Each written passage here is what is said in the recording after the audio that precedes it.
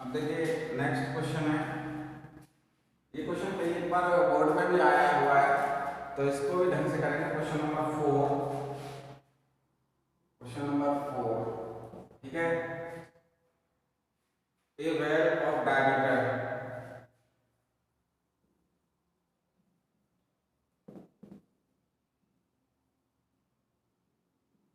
2r दिया हुआ है इसमें 3 मीटर, तो r हो जाएगी 3/2 मीटर, ठीक है। ये r आ गई और हाइट है डीप, यानी मैंने डीप को हाइट ले रखा है h इक्वल टू है 14 मीटर, ठीक है।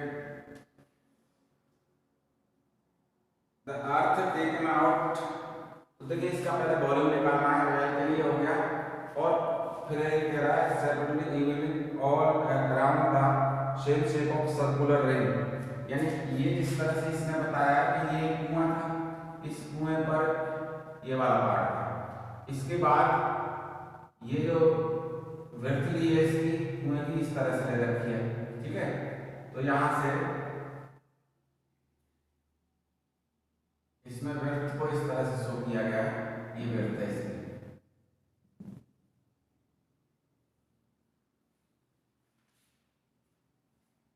तो ये तो मैंने अब ये ले लेता हूं, इसके बाद unit separate out the circular ring और वृत्त दे रखी है,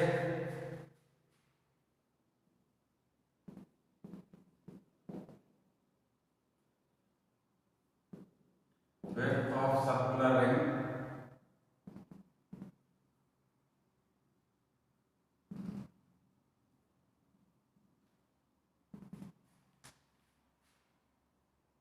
फोर मीटर है,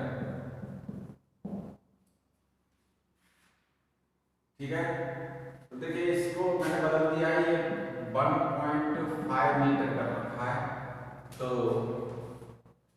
अब इसकी जो बाहर वाले पार्ट की रेडियस है वो रेडियस मैं निकाल रहा हूं,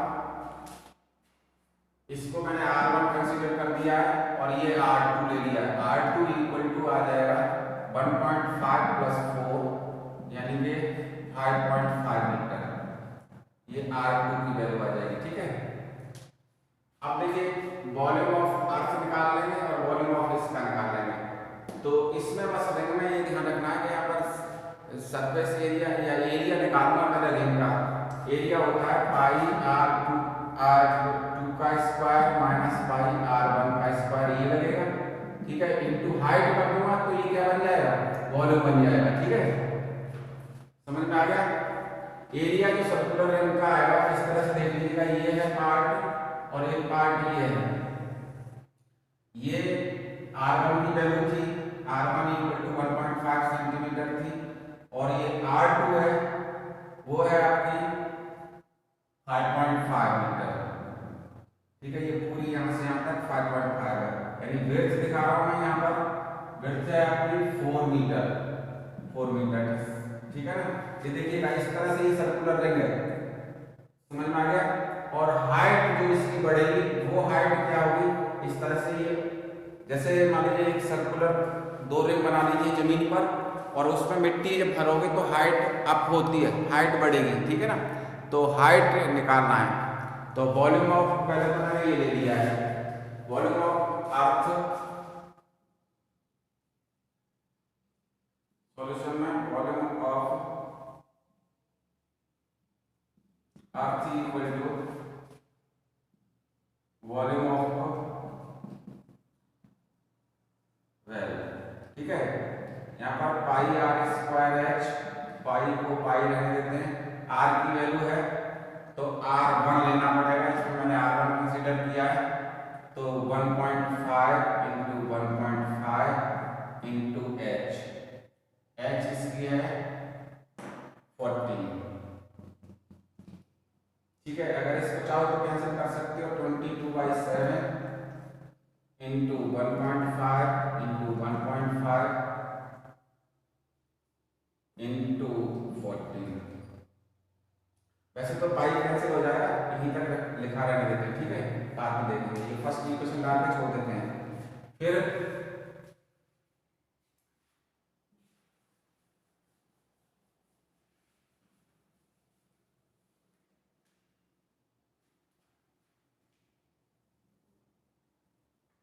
अब सेकंड कंडीशन में है when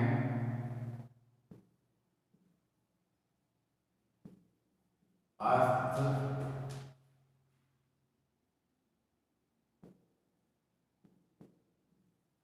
spread on the circular ring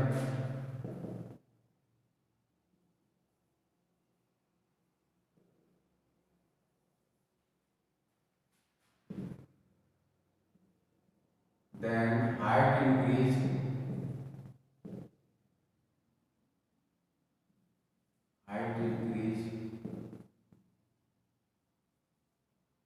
h metre.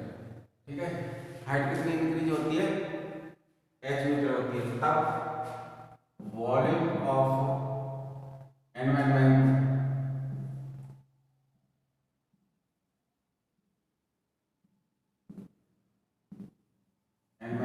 Equal to pi r1 r2 का स्क्वायर माइनस r1 का स्क्वायर इंटू h, ये कंडीशन बनेगी। ठीक है, अब इसमें मुझे h की वैल्यू ये निकालनी है, तो यहाँ मैं कैपिटल H या कैपिटल H कर लेता हूँ। ठीक है, क्योंकि ये कैपिटल H कर लेते हैं तो ये अलग रहेगा, उससे डायमेंशन अलग रहेगी। ठीक है, यहाँ तक समझ में आ गया होगा। अब इस वैल्यू को हल करने के लिए हम क्या करेंगे, पाई को तो पाई रहने दीजिएगा, फिर पाई कैंसिल हो जाएगी। पाई r2 का स्क्वायर है 5.5 का स्क्वायर माइनस 1.5 का स्क्वायर इंटू h। ठीक है, पाई इंटू यहाँ पर एक बार प्लस में लिख दिया है, स्क्वायर माइनस बी स्क्वायर से मैंने बदला है, तो ये 5.5 प्लस 1.5 और 5.5 माइनस 1.5 इंटू h, ये पाई इंटू ये जोड़ लीजिएगा इनको 0.7। ठीक है, और ये वैल्यू आ जाएगी, इसमें से माइनस कर दीजिएगा 4h, ये सेकंड इक्वेशन आ जाएगी। ठीक है, अब इन दोनों के वॉल्यूम तो इक्वल होंगे, क्योंकि वही मिट्टी ले जा करके इसमें सर्कुलर रिंग पर डाली हुई है, तो V1 इक्वल टू V2 कर देंगे। ये V2 है, according to question V2 equal to V1 या V1 इक्वल टू V2, कुछ भी लिख लीजिएगा, वो वैल्यू निकालनी है। तो pi into 7 into 4 equal to h into h equal to pi into 1.5 into 1.5 into 14। ठीक है, पाई से पाई कैंसिल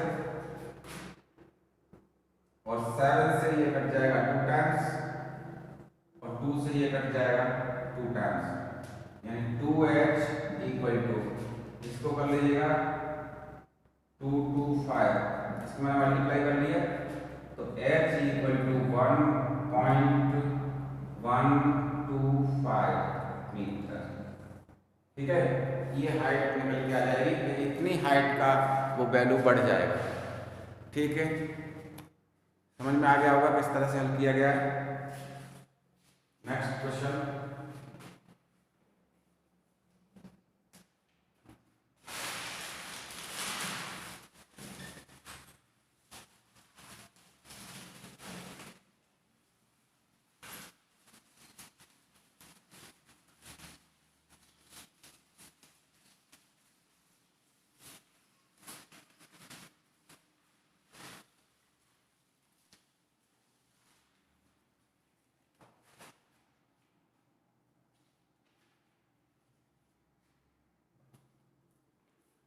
देखिए मैं सारे क्वेश्चन करा रहा हूँ, बार बार रिवाइज करिएगा इनको, ऐसा नहीं हो कि एग्जाम में कर ऊपर नीचे देखो।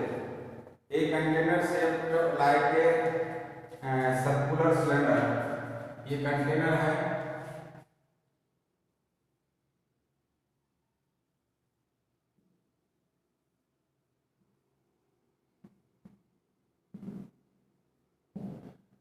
शेप ऑफ सर्कुलर सिलेंडर, ठीक है, राइट सर्कुलर सिलेंडर डायमीटर है इतने, तो 2r की वैल्यू दे रखी है इसमें 12 centimetre, it means r equal to आ जाएगा 6 सेंटीमीटर, ठीक है। और हाइट, इसकी जो हाइट है वो इक्वल टू है 15 सेंटीमीटर। फुलफिल द आइसक्रीम, ये आइसक्रीम से पूरा भरा हुआ है, ठीक है, ये सिलेंडर क्या है, आइसक्रीम से पूरा भरा हुआ है। फिर कहता है the ice cream is to be filled into a cones of height, ये तो कंटेनर के लिए हो गया, ठीक है। कंटेनर के लिए आप मान लीजिए R1 कर लेते हो यहाँ पर, तो ये H1 कर लेना, ठीक है। तो मैं यहाँ लिख रहा हूँ कि फॉर कंटेनर, क्वेश्चन नंबर 5,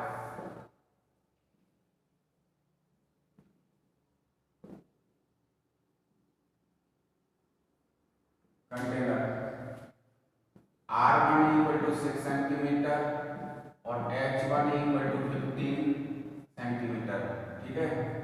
और फिर है the ice cream is to be filled into a cone of height, अब ठीक है, अब ये क्या कह रहा है कोन में, तो यहाँ पर कंटेनर था थोड़ा कोन ले लीजिएगा, कोन के लिए क्या है, हाइट दे रखी है H2 ले रखा है, हाइट दे रखी है इसमें 15 centimetre, sorry cone of height 12 centimetre है, ठीक है, एंड डायमीटर 6 सेंटीमीटर दिया है, डाया इक्वल टू 6 सेंटीमीटर, यानी कि radius R2 equal to 3 centimetre हो जाएगी, हाफ हो जाएगी, ठीक है, हाफ हो गई। अब ये कहता है फाइंड नंबर ऑफ कोन, तो दोनों का पहले वॉल्यूम निकाल लेते हैं, वॉल्यूम ऑफ सिलिंड्रिकल कंटेनर, ठीक है, पहले एक minute,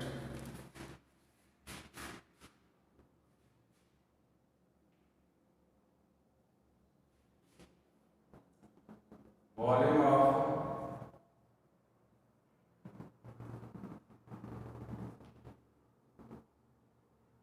container equal to, container किस टाइप का था, सिलिंड्रिकल था, तो वॉल्यूम ऑफ सिलेंडर, ठीक है, पाई आर स्क्वायर एच,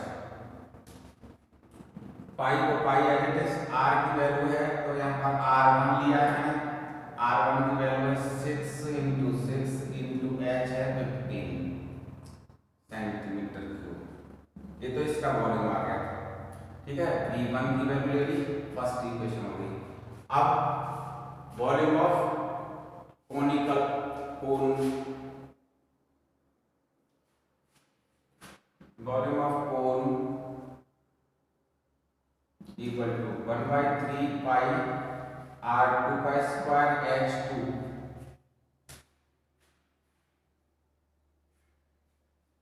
ठीक है, यहाँ पर R2 का स्क्वायर, ये कोन की शेप ले रहा था इस तरह से, समझ में आ गया।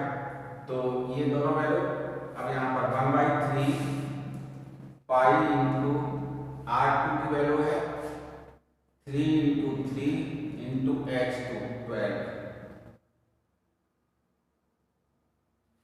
3 से 3 काट दिया और ये आ जाएगा 3 इंटू 12 इंटू पाई, ये सेकंड आ गया।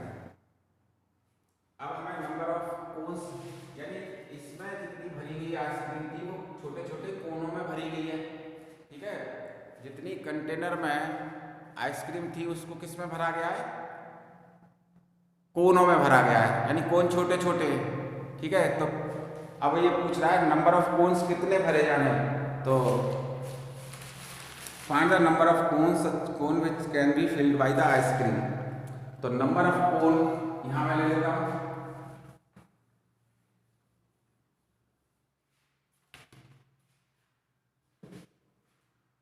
Number of cone equal to number of volume of है कंटेनर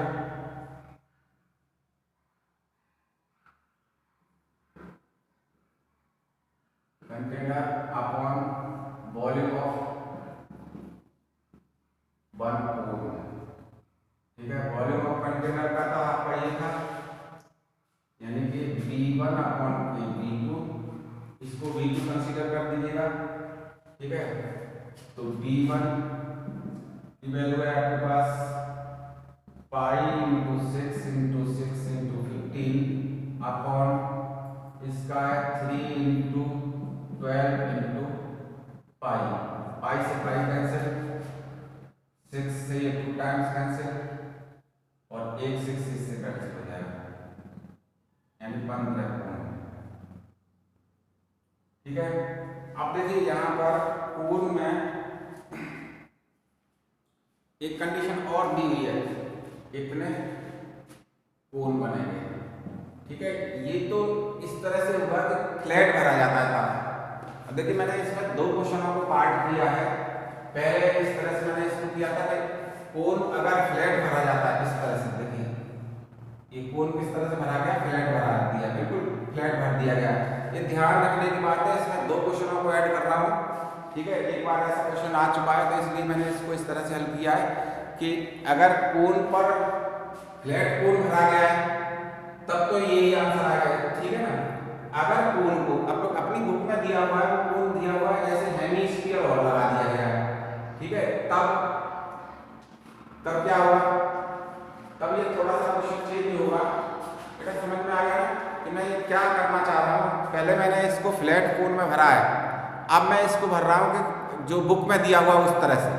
ठीक है ना, अब कोण को अगर ये बुक के हिसाब से भरता है तब क्या कंडीशन होगी, वॉल्यूम ऑफ कंटेनर तो यही रहेगा, volume of cone and hemisphere.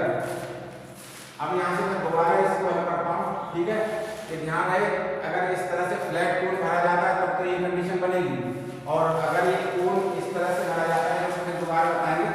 ठीक है, ये दो क्वेश्चन हो जाएंगे। अब तो देखिए यहाँ से फिर देखिएगा,